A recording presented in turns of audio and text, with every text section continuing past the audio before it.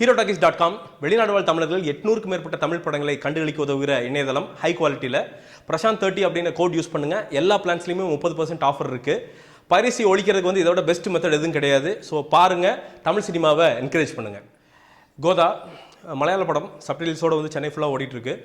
பார்க்குறப்போ ஒன்று தோணுது, திரும்ப மலையாள படங்களே பார்த்துலாமா அப்படின்ட்டு. அந்தளவுக்கு வந்து குவாலிட்டி வந்து அஷ்யூர் பண்ணிகிட்டே இருக்காங்க ஒவ்வொரு படத்துலையும்.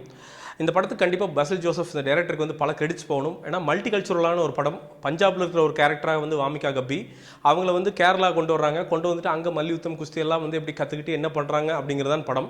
இதுக்குள்ளே பார்த்தீங்கன்னா பாலசரவணன் வந்து தமிழாக வர்றாரு.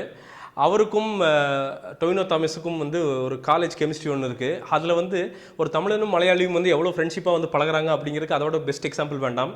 இடையில வந்து பீஃபை பற்றி சொல்லும்போது பாலசரனுடைய வாய் வந்து அப்படியே எச்சில் ஊறும். அப்படிங்கிறப்போ பீஃப் அப்படிங்கிறது கேரளாவுக்கு எவ்வளோ இம்பார்ட்டன்ட் அப்படின்னு சொல்லும்போது பயங்கர விசில். ஏன்னா இன்றைக்கி அவ்வளோ இந்த பீஃப் சம்மந்தமாக இஷ்யூ ஓடிட்டுருக்கிறப்போ இந்த மாதிரி படங்கள் ரொம்ப தமிழ் சினிமாவுக்கு இல்லை, மலையாளம் சினிமாவுக்கு இல்லை, தமிழ் சினிமாவுக்கு இல்லை, இந்தியன் சினிமாவுக்கு ரொம்ப இம்பார்ட்டன்ட். ஏன்னா இந்த கல்ச்சுரல் இன்டெகிரிட்டி அப்படிங்கிற ஒரு விஷயம் இருக்குல்ல, இதை வந்து ரொம்ப அழுத்தி பேசக்கூடிய ஒரு படங்கள். இந்த மாதிரி ஒரு 20 படம் வந்துச்சுன்னு வச்சுக்கோங்களேன், சண்டை சச்சரவே இல்லாமல் எல்லாரும் யுனைடட் ஆனாலும் ஆயிடுவோம். அந்தளவுக்கு பாசிட்டிவான ஒரு படம் அப்படின்னு சொல்லலாமுங்க. இந்த படத்தை பொறுத்த வரைக்கும் பார்த்தீங்கன்னா அஜு வர்கீஸ் ஒரு காமெடி ரோல் பண்ணியிருக்காரு. வழக்கம் போல் வந்து சும்மா சிரிக்க விடுறாரு மனுஷன். சும்மா அப்படி ஆக்ஷன் சந்தானம் மாதிரியே வந்து அப்படி நடந்தாலே வந்து சிரிப்பு வருது அப்படின்னு சொல்லலாம்.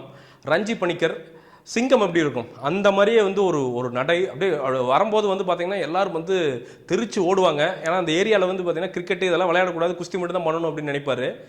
என்னடா அது அவ்வளோ கன்வின்சிங்காக இருந்துருவார் அப்படின்னு பார்க்குறப்ப அந்த ஃப்ரேம் அப்படி காட்டும்போது வந்து அதுக்கான உடல் உழைப்பு அப்படியே அந்த ஸ்ட்ரிக்ட்னஸ் இதெல்லாம் வந்து அவ்வளோ சூப்பராக இருக்கும். அதே சமயம் அப்படியே வந்து ஒரு சீனில் வந்து பார்த்திங்கன்னா அவங்க பையன்கிட்ட வந்து காதலை வந்து சொல்லணும், காதல்னால் என்ன அப்படிங்கிறத வந்து விளக்கணும்.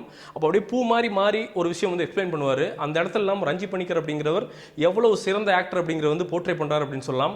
அவ்வளோ ரசித்து பார்த்த இடங்கள். வாமிகா கப்பி ஒரு ஆக்ட்ரஸாக இதை விட ஒரு பெஸ்ட் ரோல் வந்து அவங்களுக்கு அமையாது. நிறைய இடத்துல இங்கிலீஷில் பேச வேண்டியது இருக்கும், ஹிந்தியில் பேச வேண்டியது இருக்கும். அவங்களாவே இருக்கிறாங்க, என்ன இதில் ரெஸ்லராக இருக்காங்க. அந்த ஃபிசிக் அப்படிங்கிறது எப்படி ரெடி பண்ணாங்கன்னு தெரில, அவ்வளோ கன்வின்சிங்காக இருக்குது. என்ன படத்துடைய பிரச்சனை அப்படின்னா அந்த டங்கலுடைய சாயல் அங்கங்கே வந்துட்டே போகுது. சில மூவ்ஸு எப்படியோ டங்கல் ஞாபகம் வந்துடுது, ஏதோ டங்கல்லேருந்து அப்படியே எடுத்துருக்க மாதிரி தெரியுது. ஆனால் இது எல்லாத்தையும் இந்த சின்ன ஓட்டைகள்லாம் வந்து இந்த ஸ்க்ரீன் பிளே அப்படிங்கிறது வந்து அடைச்சிருது. அதே சமயம் அந்த பாசிட்டிவிட்டி அப்படிங்கிறதும் வந்து அடைச்சிருது. ரொம்ப பிடிச்ச விஷயம் என்னென்னா சப்டைட்டில்ஸ் அப்படிங்கிறது. அவங்க ஹிந்தியில் பேசுகிறப்போ மலையாளம் ப்ளஸ் இங்கிலீஷ் ரெண்டுக்குமே சப்டைட்டில் போட்டது அப்படிங்கிறது வந்து சூப்பர். அதை நம்ம படங்களுக்கும் பண்ணால் வந்து சூப்பராக இருக்கும் அப்படிங்கிறது என்னுடைய தாழ்மையான கருத்து. பாலசரவணன் ஒரு சின்ன தமிழ் ரோலு செம்மையாக சிரிக்க வைக்கிறாரு. சின்னதுனாலும் பெஸ்ட்டான ஒரு ரோல் அப்படின்னு சொல்லலாம். மொத்தமாக இந்த படத்தை வந்துங்க செம்ம ஃபேமிலி எக்ஸ்பீரியன்ஸுங்க. அவ்வளோ பாசிட்டிவிட்டி வெளியில். நாமளும் வந்து ஒரு பாசிட்டிவாக ஒரு விஷயம் பண்ணலாம். அதே மாதிரி எம்பவர்மெண்ட் பொண்ணுங்க பார்த்தாங்கன்னா வந்து ஒரு சின்ன ஒரு எம்பவராகி வெளில வருவாங்க. இதெல்லாம் தான் இந்த படம் வந்து நமக்கு இந்த சொசைட்டிக்கு அளிக்கிற ஒரு விஷயம்.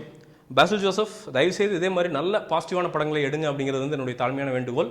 அண்ட் டொவினோ தாமஸ் செம்ம ஃபிசிக்கு. அவரும் அதே மாதிரி தான் ஒரு சர்டன் ஸ்டேஜில் வந்து அவரோட ஃபிசிக் காட்டி சில விஷயங்கள்லாம் பண்ணும்போதும் அவ்வளோ கன்வின்சிங்காக இருக்கார். நிறைய இடங்களில் வந்து ரொம்ப க்யூட்டாக இருக்கார் அப்படின்னு வந்து சொல்லலாம். மொத்தத்தில் இந்த கோதா அப்படிங்கிறது வந்து உண்மையாலுமே ஒரு ஜாலியான நமக்கான ஒரு படம். இது தயவுசெய்து போய் பாருங்கள். கண்டிப்பாக வந்து நீங்கள் நிறைய ரிலேட் பண்ணிக்குவீங்க அப்படிங்கிறது என்னுடைய தாழ்மையான கருத்து.